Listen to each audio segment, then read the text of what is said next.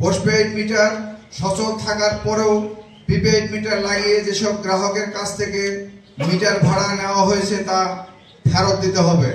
Prepaid মিটারের সংযোগ বন্ধের দাবিতে ফুলবাড়ীতে সংবাদ সম্মেলন অনুষ্ঠিত। বিস্তারিত থাকছে ফুলবাড়ী থেকে মোহাম্মদ ফয়জার রহমানের প্রতিবেদনে। দিনাজপুরের ফুলবাড়ী উপজেলার বিদ্যুৎ গ্রাহকের মতামত উপেক্ষা করে জোরপূর্বক প্রিপেইড মিটার স্থাপনের বিরুদ্ধে ৮ দফা দাবিতে সংবাদ সম্মেলন করেছেন বিদ্যুৎ গ্রাহকদের পক্ষে ফুলবাড়ীর নাগরিক সমাজ।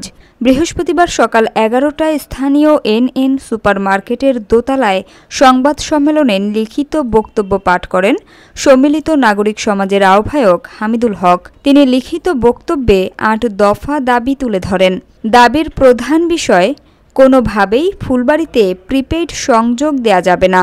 জোরপূর্বক যেসব মিটার সংযোগ দেয়া হয়েছে তা অনতিবিলম্বে বিচ্ছিন্ন করে পূর্বের ডিজিটাল মিটার স্থাপন করতে হবে।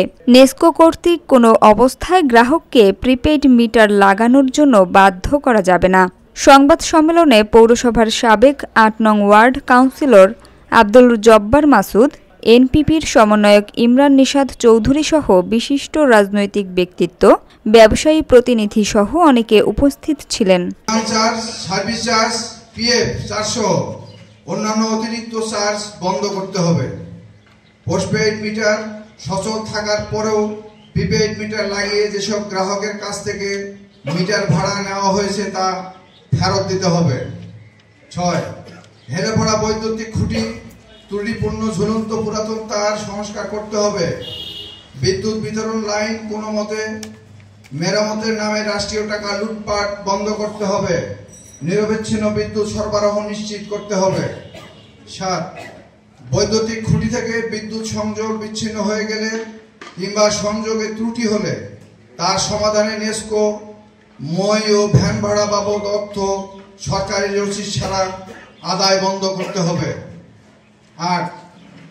এনার্জি রেট চার্জ ৩০০ ইউনিট পর্যন্ত সর্বনিম্ন রেটে অভিন্ন ধাপে বিদ্যুৎ বিল আদায় করতে হবে।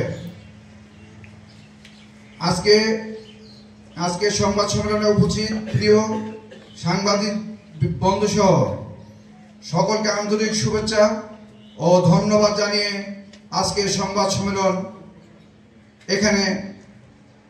সম্মেলনের বক্তব্য এখানে লিখিত বক্তব্য এখানে শেষ করছি। যদি কারো কোনো কথা থাকে সাংবাদিক ভাইয়েরা জানার জন্য, এবং তার আগে একটু কথা বলে নেই।